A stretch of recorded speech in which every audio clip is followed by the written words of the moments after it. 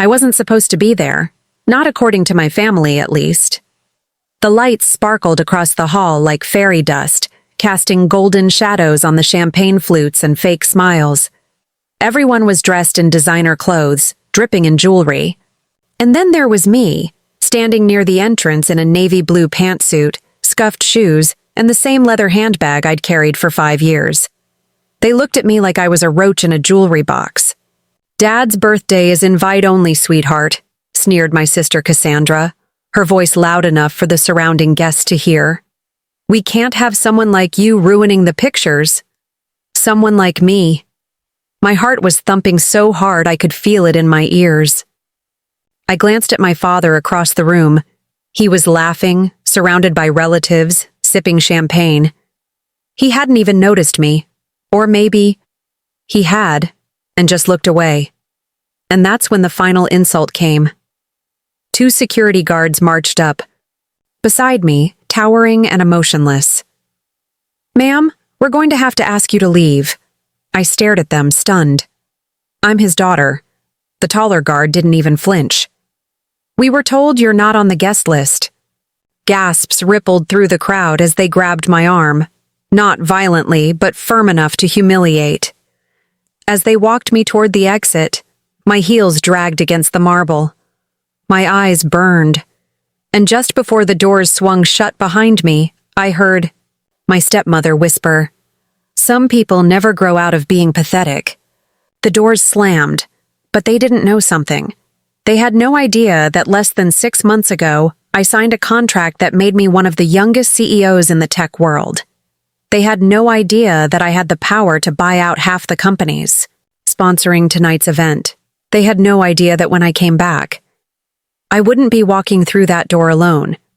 I'd be escorted in, not as the forgotten, unwanted daughter, but as the owner of the building they were standing in. And funny thing, the same security guards who shoved me out, they'd soon be calling me Madam CEO, if I'm being honest. I didn't always believe I'd be anything more than the family disappointment. Growing up in a house where wealth was everything, I was born into privilege. But I quickly learned that love, respect, and acceptance, those things had a price. Tag too, and apparently I just wasn't worth the cost. But everything changed the day I walked away from my family, with nothing but a duffel bag, a broken heart, and one burning desire to prove them wrong. I grew up in a house with walls so white they glowed, marble floors so cold they made you shiver even in the summer, and silence so sharp it could cut your soul in half. From the outside, we looked like the perfect family, the Harringtons. My father, Douglas Harrington, was a renowned real estate mogul, always featured in glossy magazines with headlines like "The King of Luxury Living." My stepmother, Victoria, was a former model with eyes as cold as her diamond necklace. And then there were my siblings, Cassandra and Elliot, both private-schooled, polished, born with silver spoons and gold expectations. And me? I was the afterthought, the first daughter. The accident from Dad's first marriage, a marriage no one talked about, not even him. My mother left when I was 9. I remember the night she vanished, suitcases slammed shut, whispered arguments, through locked doors, and finally the sound of a car engine disappearing into the distance. No goodbye. Just a note with 3 words. "I'm so sorry." From that moment on, I became invisible. Victoria made it clear I was only allowed to stay because it would look bad for Douglas to send his real daughter away. She tolerated me the way one tolerates a stain on an expensive rug, quietly furious it exists but unwilling to address it directly. "Keep your head down. Don't embarrass us," she used to say. So I learned to shrink myself, to be quiet at the dinner table, to hide my secondhand school shoes under the long tablecloth, to never ask for birthday parties or new clothes or even attention. I didn't fit into their world, and I knew it. Despite all that, I craved one thing: recognition. I wasn't chasing the money, the cars, or the country club invitations. I just wanted someone, anyone, to look at me and say, "You matter. But in the Harrington house, that kind of validation had to be earned. And the currency was power, so I studied, hard. I buried myself in books while Cassandra attended fashion galas and Elliot posed for trust fund photos. I started learning to code at 15, using an old laptop that sometimes overheated so badly I had to put it on ice packs. I built websites for pocket change, repaired phones, ran a tutoring service, and eventually created a simple app that helped students organize assignments. When I got into Stanford on a partial scholarship, my father barely looked up from his newspaper. Victoria rolled her eyes. Why not Harvard? They didn't even help me pack. College was the first time I tasted freedom. It was also the first time I truly understood how far behind I was. My roommates were flying home in private jets while I worked the late-night library shift to afford groceries. But I didn't mind. I had something they didn't. Hunger. That's when I met Ava, my best friend, and the first person to ever really see me. Ava was brilliant, fierce, and unapologetically herself. She came from nothing, too, grew up in foster care, coded her way into Stanford, and never forgot where she came from. We became each other's anchors. She used to say, "We're gonna eat one day, girl," like queens. Together, we worked on side projects, one of which would eventually become the seed for something bigger. Much bigger. I graduated with honors, a business plan, and zero backing. No one believed in two broke girls with a dream, except one silent investor I found through a mentorship program. He liked our pitch, especially the part where we offered real, scalable tech to empower small businesses. "You've got fire," he said. "Remind me of me before I made my first million." His investment wasn't huge, but it was enough. Ava and I lived in a garage for a year. Literally. We had one mattress, 2 space heaters, and a whiteboard. We worked 18 hours a day, fueled by ramen and ambition. Our app, LoopUp, started as a productivity tool for freelancers. By year 2, we had over 100,000 users. By year 3, we caught the attention of a major venture firm, and the rest was a blur of late-night meetings, pitching, sessions, and scaling fast enough to survive. I was 26 when we made our first million. I was 27 when Ava passed away. It was an aneurysm, sudden, unfair. One day we were sketching out UI changes. The next, I was alone in a hospital corridor, clutching her phone, sobbing into the silence. She left everything to me. Her shares, her stake, her vision. "Keep building," she had told me. "Don't let them forget our names." So I did. I poured my grief into the work. I expanded the company, rebranded, raised more funding, opened headquarters in San Francisco, hired a full team. And on the morning I was officially appointed CEO of LoopUp Technologies, I sat in my glass office, stared out at the city skyline, and whispered, "We made it, Ava." But no one in my family knew. Not because I was hiding, but because they never asked, until one day I got a call from a strange number. "Miss Harrington?" the voice said, stiff and practiced. "You're invited to Mr. Douglas Harrington's 60th birthday gala. Formal attire, RSVP required." I almost laughed. It had been nearly 5 years since I last heard from anyone in my family. I didn't even know they had my number. But something about the tone. It wasn't a request. It was an announcement, as if I were just one more contact on a mass invitation list. I stared at the RSVP card for days. I debated shredding it. But Ava's voice kept echoing, "Don't let them forget." So I rented a car, pulled my old navy blue suit from the closet, and drove the 4 hours back to the Harrington estate. The same marble gates, the same pristine hedges. But this time, I wasn't here for their approval. I was here to see if any part of me still wanted it. I arrived 10 minutes before the event began. The valet looked me up and down before taking my keys like I was some random assistant. Inside, the chandeliers sparkled, and a jazz quartet played softly in the background. Guests sipped champagne and exchanged air kisses. It was all fake, glamorous and hollow. I spotted my father near the cake, a 5-tier monstrosity with gold frosting and tiny edible replicas of all his real estate ventures. I hesitated. And that's when Cassandra saw me. Her smile dropped. "Oh my God, is that you?" "Hi, Cass," I said. "Long time." She blinked. "You look tired. Did you get lost on your way to a job interview?" I forced a smile.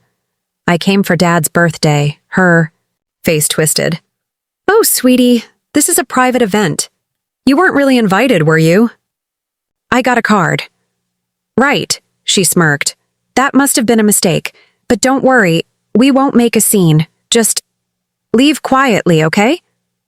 Before I could respond, she waved over security. Everything in me wanted to scream, to shove. My business card in her face, to pull up my Forbes feature on my phone, to tell her she was humiliating the wrong person, but I didn't, because in that moment, I realized something powerful. They still saw me as poor, unwanted, invisible, but I wasn't that girl anymore. I wasn't begging for space at their table. I owned my own table now. As the guards escorted me out, I made a silent promise. This wasn't the end. It was the beginning, because they didn't know who I'd become. But they were about to find out. 3 days after the birthday incident, I was still shaking. Not outwardly, I knew how to keep a steady face. But inside, I was cracking. Not because of the insult, not even because of the security guards, but because it confirmed a truth I had tried so hard to bury. They didn't care. Not when I left, not when I built a life, not even when I returned. I was still the poor one. The ghost of a child they had decided long ago wasn't worth loving. I didn't cry. I didn't scream. I strategized. That was the difference now. 5 years ago, I would have curled up on my mattress and wondered why I wasn't enough. Now, I started making calls. First, I reached out to my assistant, Devin. "Get me a list of every property Douglas Harrington currently holds in our city. Focus on commercial leases." He didn't even ask why. He just said, "On it, boss." Next, I called our legal counsel. "Start looking into short-term lease takeovers, quietly. I don't want anyone knowing it's me." Third, I called Juno, my director of partnerships. "How would you feel about hosting our upcoming investor gala in a space we own instead of rent?" Her voice sparkled through the phone. "You've been talking about this forever. You finally found the place?" "Yeah," I said, smiling faintly. "I did." By Friday morning, I was staring at the file Devin had compiled. Every business front, every high-end venue, every strip mall and boutique building the Harrington family name touched. My fingers stopped on one. The Monarch Hall, elegant, expensive, iconic. Also, the venue where my father held his birthday gala. Every single year, Devin looked up. That's one of their crown jewels. They lease it to 5 luxury clients on a rotation, and they use it themselves every spring. I smirked. "Not anymore." "What's the plan?" "Outbid them. Every slot." He blinked. "Even their private family bookings?" "Especially those." 6 weeks later, Loop Up Technologies became the primary lessee of Monarch Hall under one of our shell subsidiaries, clean, legal, silent. My father wouldn't know until he tried to book it again, and by then, I'd be standing inside, smiling as host. I planned it meticulously. Our tech conference would take place on the exact weekend his birthday gala used to dominate. We'd use the same florist, the same decorator, even the same valet service. I didn't want to just take the space. I wanted to take the narrative, because this wasn't revenge. This was a reckoning. 3 days before our event, I got the text from Cassandra. Hey. So random. Did you really buy Monarch Hall? Dad's freaking out. He says someone outbid his reservation. I stared at the message for a full minute. Then I typed back, me. Yeah, must have been a mistake. But don't worry, we won't make a scene. Just leave quietly, okay? No response, but that wasn't the end. The next morning, a courier arrived at our company's front desk with a thick white envelope. Inside, a cease and desist letter from Douglas Harrington and Associates, claiming breach of lease protocol, demanding, "We surrender our booking." The paper trembled in my hands, not from fear but rage. My father was suing my company. To kick me out of a venue he used to celebrate himself? This wasn't about logistics. This was about control. He knew now. He knew it was me. And instead of acknowledging me, he declared war. That night, I sat in my corner office, surrounded by floor-to-ceiling glass and city lights, replaying every memory, every whispered insult, every birthday ignored, every achievement downplayed, every time I waited for him to look at me like I mattered. And now, when I finally stood tall in a building I'd earned with my own hands, he tried to erase me. Again. I thought I was prepared. For this, I thought I could handle it. But as I stared at that legal notice, one bitter truth sank in. He would never love me. Not because I wasn't successful, but because my success didn't come from him. That's when I made the call that would change everything. "Devin," I said, "pull the emergency file, the one labeled frostbite." He hesitated. "You're sure?" "Yes. And you want to use all of it?" "Every word." Frostbite was the code name for a confidential PR dossier we had compiled years ago on every major business rival and risk, including Douglas Harrington. I never meant to use it. It was just precaution. But now it was going to become the centerpiece of the biggest announcement of my career. Because if my family wanted to play dirty, I was done playing nice. The next morning, I stepped onto the stage at Monarch Hall, dressed in a crimson power suit. The press camera flashes blinding. Behind me was a screen showing Loop Up's logo, rebranded and gleaming. And on the screen next, to it, a slide that read, "Harrington Fraud Files, the story behind the legacy." And in the crowd, I spotted my father's face, jaw clenched, eyes wide with fury. What happened next? No one saw coming. As soon as the title slide went up, "Harrington Fraud Files, the story behind the legacy," the room fell into stunned silence. I could feel the tension like static in the air, every breath held, every phone raised, recording. My father stood at the back of the crowd, arms crossed, jaw tight, flanked by two of his lawyers. He hadn't expected me to go public, but I had planned every second. I smiled calmly into the mic.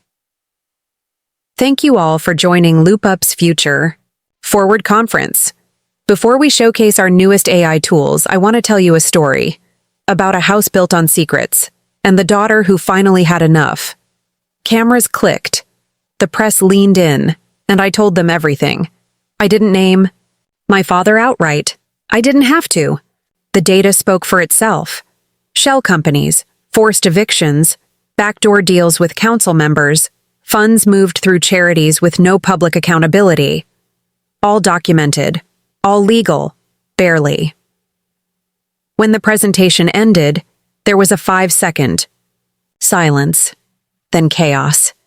People stood, shouted questions, phones buzzed with news alerts. I stepped off the stage, body thrumming with adrenaline. I should have felt victorious. But the moment I stepped into the hallway, Cassandra was already waiting. Her eyes were bloodshot, her voice a hiss. "Are you insane?" "Nice to see you too," I said. "You just declared war on your own father." "No," I said coolly. "I told the truth." She grabbed my wrist. "He's our family. He never treated me like it." "That doesn't mean you destroy him." I pulled away. He tried to erase me from my own story, Cass. I'm just reclaiming it. She stared at me like she didn't recognize me. Then, this isn't over. You think you've won, but you have no idea what you've started. Then she stormed. Off that night, I returned to my condo in the Marina District. The city lights glowed peacefully beneath my window, but I couldn't sleep. At 3:07 a.m., my phone buzzed. Unknown number. You should have stayed quiet. You're not ready for what's coming. I stared at it, blocked, but the message stayed burned into my brain. The next morning, I walked into the loop-up offices to a quiet room. Too quiet. Juno met me at the door, holding her tablet. You need to see this. She pulled up a news article, a hit piece, with photos from my college years, old screenshots from when Ava and I first tried crowdfunding our app, implying we'd lied about our early users. That's not true, I whispered. I know, but it's everywhere. 3 outlets ran at this morning. Someone was trying to discredit me. I didn't have to guess who. I knew my father's team. They didn't fight fair. They didn't need facts, just enough dirt to make people doubt. We immediately called an emergency PR huddle. I stood at the whiteboard, heart pounding, hands shaking slightly. We stay ahead. We publish the real origin story, full transparency.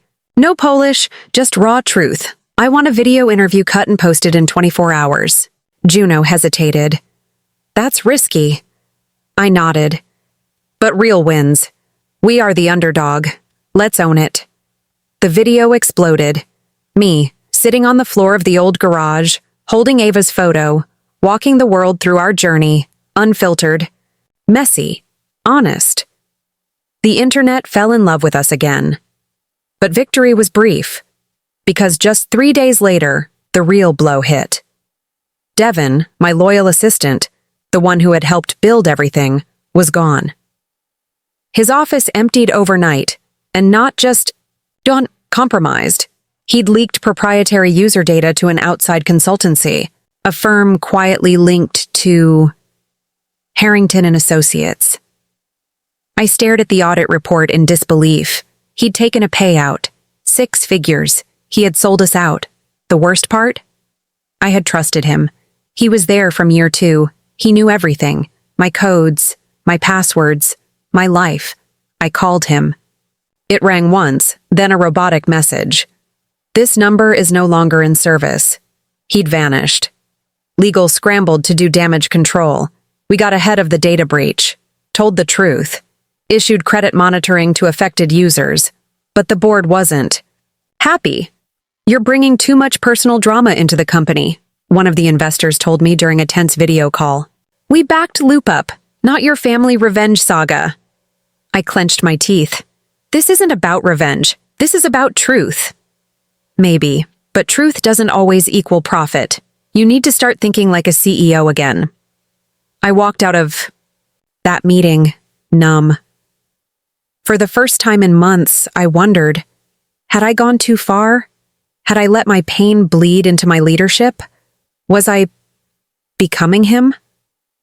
That night, I sat on the floor with Ava's old hoodie draped around me, thinking. I remembered the nights we used to whisper about our goals. Ava used to say, we're not building a company. We're building a movement, something that says, even if the world writes you off, you can rewrite your story. That's when I knew I couldn't stop now, not because of my father, because of Ava, because of every girl who'd ever been told she didn't belong. The next morning, a letter arrived. Not digital. Not emailed, handwritten, on soft cream paper. My name on the front. Inside. Dear Eleanor, there are things about your father you don't know. Things I couldn't tell you back then. Come to the address on the back. Mom. My hands went, ice cold Mom? I hadn't heard from her in nearly 15 years. The last I knew, she had changed her name and moved to Oregon.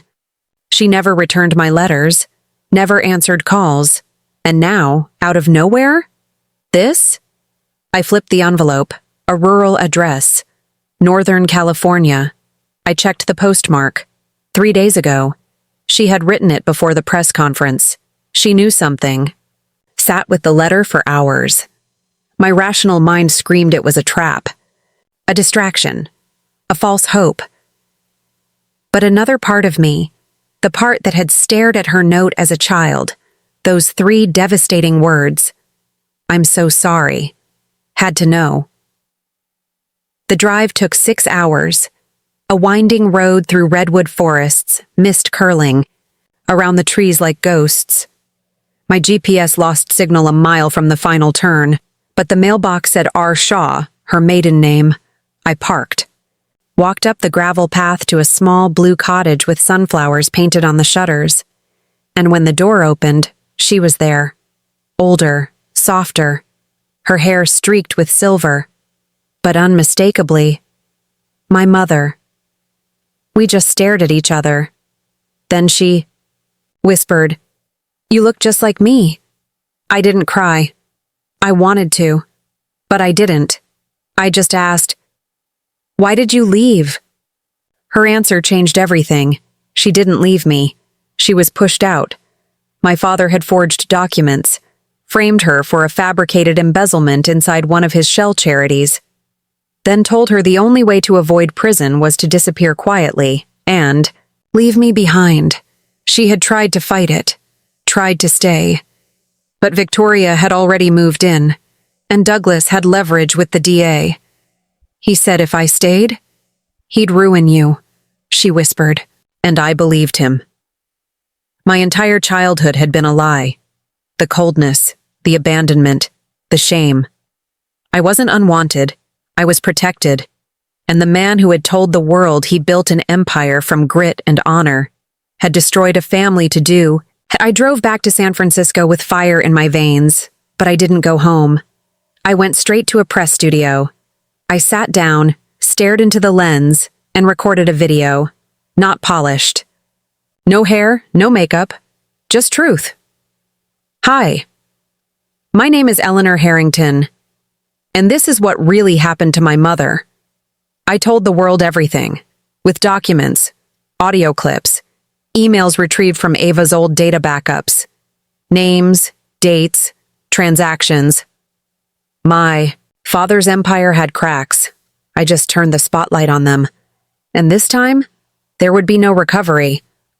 After the second video went viral, exposing what my father had done to my mother, everything moved like a tornado. The media ran nonstop stories. Influencers took sides. Think pieces popped up on LinkedIn and Reddit threads. Some people hailed me as a hero. Others called me a ruthless daughter with a vendetta. But I didn't read any of it, because I couldn't feel anything anymore. The adrenaline had worn off.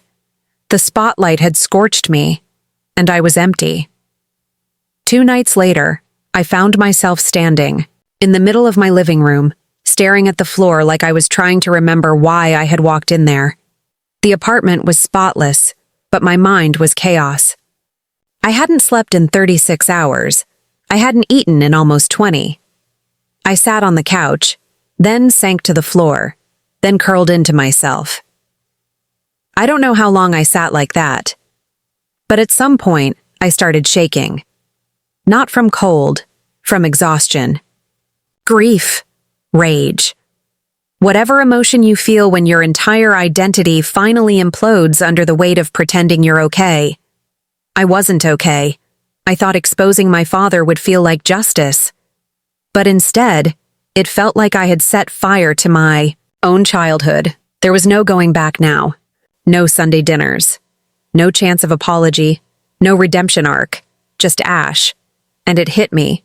I had never wanted to win. I had just wanted to be seen, to be chosen, to be enough. My phone buzzed. It was a photo from Cassandra, a shot of my father sitting alone in a hospital hallway. No caption, no emojis. Just silence. I stared at the image until my vision blurred. Even now. After everything. Part of me still wanted to go to him. And that realization broke me. Because no matter how much I hated what he did, how many times he humiliated me or crushed the women around him, I was still that little girl who used to draw him pictures and wait for him to look up and smile. He never did. Not once. I crawled to my bedroom and opened the bottom drawer of my old nightstand. Inside was the sketchbook I hadn't touched in years. My drawings from when I was 8, 9, 10. Bright pink castles, robots made of gears, cartoon suns with smiling faces. And in the back? A page I hadn't remembered until now.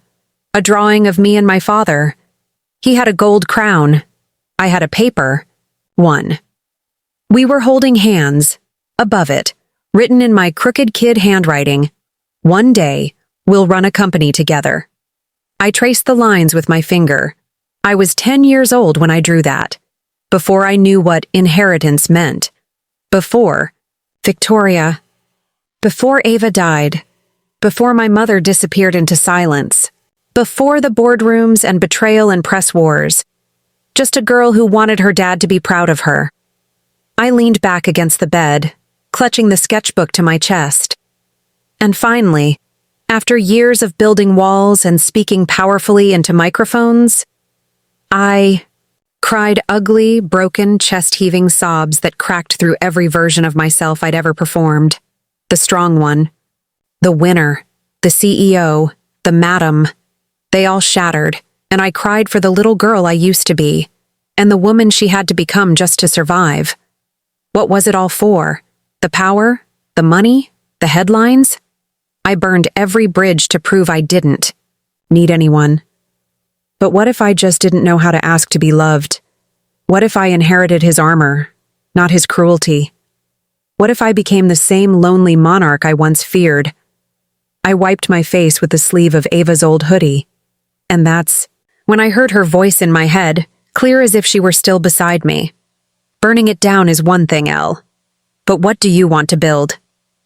That question stopped me cold. I didn't have the answer. But I knew what wasn't the answer anymore. It wasn't revenge. It wasn't dominance. It wasn't applause. It was truth. Not just my truth, but the kind of truth that heals. I stood up, slowly, legs shaking. Walked to the bathroom, washed my face, and when I looked in the mirror, I didn't see my father. I saw my mother's eyes, Ava's quiet fire, my own resilience, and I whispered to my reflection, "Let's build something better." The morning after I broke down, I walked into Loop Up headquarters with no makeup, no armor, no carefully styled image. Just me. For the first time in weeks, I wasn't there to perform. I was there to rebuild. Juno noticed it immediately. "You look different." "I am," I said quietly. "No more war, no more rage, just clarity." She blinked. "Are you quitting?" "No, I'm just starting." In the days that followed, I called a full team summit. Not just execs, but everyone. Designers, coders, customer support, no suits, no script. We gathered in the same warehouse where Ava and I pitched our first app. I wore her hoodie over a simple black tee. "I want to apologize," I said. Not because I exposed my father, but because somewhere in all of that, I stopped, leading from purpose. I let pain lead instead of vision. And that's not who we are. They listened in silence. I'm not here to build a brand on trauma. I'm here to build a future we're proud of. If any of you want out, I get it. But if you're with me, we're going all in. Transparent, brave, bold, together. For a moment, I thought no one would respond. Then Juno stood. "I'm with you," followed by Danny from DevOps, then Marcus from marketing, then everyone, even interns clapped. I didn't cry, but I felt something stronger. A quiet rising. That same week, I received an anonymous tip. A burner email. No subject, just a PDF attached. It was a financial audit, one of Harrington's offshore accounts, tied to shell companies laundering consulting, fees through youth rehabilitation nonprofits, projects supposedly championed by Victoria. The paper trail was clean, too clean, but the numbers didn't lie. This wasn't just corporate corruption, it was moral rot. Stared at the spreadsheet for nearly an hour. Then I called someone I hadn't spoken to in years. His name was Dean Carver, a former investigative reporter who once broke a pharmaceutical scandal so massive it changed FDA regulations. He'd gone dark after his sister died of leukemia, moved to the mountains, took up woodworking. He wasn't easy to find. But I found him. I sent him the audit. Then I drove 3 hours north to his cabin. When I arrived, he opened the door with one brow raised. "You're the Harrington girl?" "I'm not his girl," I said. He nodded. "Good answer. Come in." Dean became my unlikely ally. Gruff, brilliant, unflinching. He tore through the documents with the precision of a surgeon. "This isn't just fraud," he muttered. "This is institutional manipulation." He helped me build a timeline. Cross-check. Names, match phone records. We pulled Ava's old hard drives. Dug through donor rosters and board memos. Piece by piece, we built the real story. And the deeper we went, the clearer it became. Victoria wasn't just complicit. She was orchestrating half of it. At the same time, something else shifted. My mother, Rachel, came to visit. She stayed at a quiet B&B in the city, away from press, away from drama. We had coffee one morning in a garden behind the inn. She looked around nervously.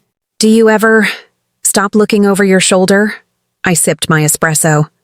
"Only on Wednesdays." She laughed. It was soft. Sad. "I'm proud of you," she said. "But, are you okay?"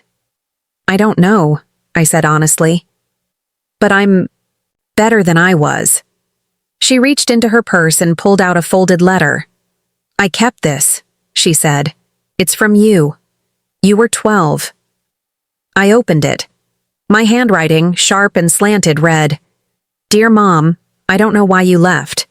But I still remember how your hands felt when you braided my hair. I still sleep on the side you used to read to me from. I still hope you'll come back. Love, Ellie." I read it aloud. Then we sat there, both crying, both trying not to. Back at Loop Up, I called for a new mission sprint. Ava's dream had always been bigger than just tech. She wanted justice, access, a world where smart, quiet girls didn't have to become warriors just to be heard. So we built something new. We named it Project Ellipsis, a partnership with education nonprofits and whistleblower protection orgs. The goal, to give hidden voices a platform, not just a product, a movement. While Project Ellipsis went live, Dean and I compiled everything we had. We prepared a dossier, clean, legally reviewed, time-stamped. We handed it to 3 outlets, one political, one financial, one humanitarian. I didn't want exclusives. I wanted impact. And then I made the call. Called my father, first ring, second, third. Then, Eleanor. His voice was tired, diminished. "I'm not calling to gloat," I said. "I'm calling because I'm giving you a choice." A pause. "I'm listening. You can step down, quietly, hand control to an interim board, issue a public apology, or..." I let the silence hang. "You go down the hard way." He chuckled softly. "You think you've won." "I haven't won anything," I said. "But I've stopped losing." Then I hung up. 2 days later, Harrington Global made a shocking announcement. Douglas Harrington will be stepping down from the company amid ongoing internal restructuring. In his place, an independent review board has been formed to oversee the transition. It was cold, sanitized, but underneath it was defeat. The press ate it up. And I went to visit Ava's grave. I sat there for an hour in silence, then finally whispered, "We did it." But the real twist came the next morning. Walked into the office to find Cassandra waiting at the elevator. Eyes red. shoulders tense. "We need to talk." She followed me into my office, closed the door, and handed me a flash drive. "What's this?" She swallowed hard. "Proof. That Victoria was going to have you investigated for securities fraud. She had a team compiling fake investor complaints. She was going to claim you misled early stakeholders." I stared at the flash. "Why are you giving this to me?" Her voice cracked. "Because I was going to help her, until I saw your mom's interview, until I realized I'm on the wrong side of this." I was silent for a long time, then said, "You were never on the wrong side, Cass. You were just scared." Tears welled in her eyes. I reached out. She took my hand. Maybe we'd never be sisters, but maybe we didn't have to be enemies. Project. Ellipsis launched with a live stream watched by 1.2 million people. The first story it published? A feature on Ava Chen, co-founder of LoopUp, and how she changed tech with empathy instead of ego. It trended globally for 3 days. That night, I walked into the same ballroom they had once kicked me out of, my father's birthday party, all those years ago.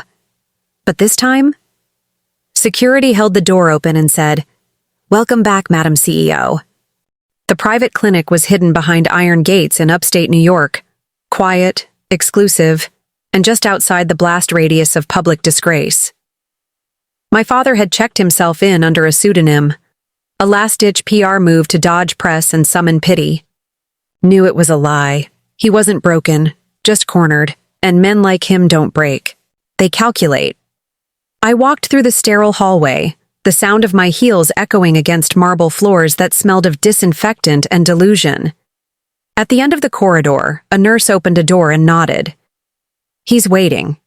He sat in a leather armchair by the window, dressed in a gray cardigan and soft slacks. Not the power suits, not the Harrington mask, just a man whose empire had cracked. He didn't stand when I entered, didn't speak, didn't look surprised. Closed the door behind me and sat across from him. The silence hung for 10 full seconds. Then he said, "You look tired." I smiled without warmth. "You look unarmed." He gave a slow exhale. "So, this is it." "No," I said. "This is the truth." He chuckled under his breath. "You always did like dramatic openings." I leaned forward. "Do you remember the last time you said I was nothing without this family?" His jaw tensed. I continued. "You were right. Back then, I was trying so hard to belong to something that was rotting from the inside. I didn't know who I was, without your approval." "You have it now," he said flatly. "No," I replied. "What I have now is clarity. I don't want your seat at the table. I built my own." He finally looked up, eyes sharpening. "You think you've won." "I didn't come here to win," I said. "I came to bury the ghost." He sat back in his chair, watching me with that familiar, calculating stillness. "Victoria flipped, didn't she?" he asked. I said nothing. He smirked. "Of course she did. When cornered, everyone eventually plays survival." "She didn't flip," I said. "She evaporated, resigned, left a 4-line statement. She's already somewhere in Zurich, pretending she never knew you." He winced. Not because he cared, because she'd been useful. "I taught her too well," he muttered. "No," I said. "You infected her." He blinked at that, but didn't argue. I pulled a folded letter from my coat, laid it on the table between us. His name was written on it in Ava's handwriting. His expression flickered. "What is that?" "She wrote it 2 weeks before she died," I said. "She never mailed it. She wanted to, but she knew it wouldn't change anything." He didn't reach for it, so I read it aloud. "Doug, when I first pitched LoopUp, you told me it was cute, like a child's hobby. You said I didn't have the stomach for scale. That empathy wasn't a business model, but I believed in people. I believed in what technology could do when built by hands that cared. Eleanor believed too. She still does. if you ever have a soul left when you read this, remember that we built something in spite of you, not because of you. I folded the letter again, placed it gently on the table. Your legacy, I said, will not be the fortune or the headlines. It'll be the silence in every room your daughters walked out of. He finally spoke, quietly, sharply. I made sacrifices to protect you. No, I said, you made deals to protect yourself and burned everything else down so no one could see how hollow you really were. His voice cracked, just a little. I didn't want to be my father. Then why did you become him? The silence that followed was the loudest thing in the room. He looked out the window. Gray clouds loomed over leafless trees. I tried, you know, he murmured. At first, to be better. But the world doesn't reward tenderness. It eats it. Your mother, she used to say I was a man who always had one foot out the door. Maybe she was right. She was right, I said. He turned back to me, and for a moment, I saw something human behind his eyes, not remorse, but weariness. I lost everything, he said. No, I said. You gave everything up, in pieces, willingly, for power, for pride. He looked down at his hands. You still came to see me. I came to end this. You're going to sign a statement, I said, admitting to the misappropriation, clearing my mother's name, and releasing your shares in the nonprofit orgs tied to your laundering network. His eyes narrowed. And if I don't? Leaned in. Then I'll release the video. His face stiffened. You recorded me? Dean did, outside the cabin. When you thought we were just reminiscing. A flicker of fear passed over his features. Then, he laughed. Low, hollow. You're me, he said. You became exactly what you hate. I shook my head. No, I became what I needed to survive you. But now, I'm done surviving. He looked at the paper. I'll sign it. He paused. But I want something. I raised an eyebrow. I want to know, he said slowly. If you ever once loved me. After everything. The question hit me harder than I expected, because for a moment, the child in me wanted to say yes. But the woman in me finally answered. I loved who I hoped you were. He nodded, like he expected that. Then, for the first time in his life, Douglas Harrington looked away first. I left the clinic without looking back. Outside, the clouds finally broke, and the sky was blue, not blinding, not perfect, but real, just like me. You're going to sign a statement, I said, admitting to the misappropriation, clearing my mother's name, and releasing your shares in the nonprofit orgs tied to your laundering network. His eyes narrowed. And if I don't? Leaned in. Then I'll release the video. His face stiffened. You recorded me? Dean did. Outside the cabin, when you thought we were just reminiscing. A flicker of fear passed over his features. Then, he laughed. Low. Hollow. You're me, he said. You became exactly what you hate. I shook my head. No. I became what I needed to survive you. But now? I'm done surviving. He looked at the paper. I'll sign it. He paused. But I want something. I raised an eyebrow. I want to know, he said slowly. If you ever once loved me. After everything. The question hit me harder than I expected, because for a moment, the child in me wanted to say yes. But the woman in me finally answered. I loved who I hoped you were. He nodded, like he expected that. Then, for the first time in his life, Douglas Harrington looked away first. I left the clinic without looking back. Outside, the clouds finally broke. And the sky was blue. Not blinding, not perfect, but real, just like me. Hold it open for someone else. What would you do if the people who were supposed to love you treated you like you were disposable? Drop your thoughts in the comments. I read every one. If this story moved you, like, share, and subscribe for more stories of resilience, revenge, and rising from the ashes. And remember, you don't need their invitation. You already belong.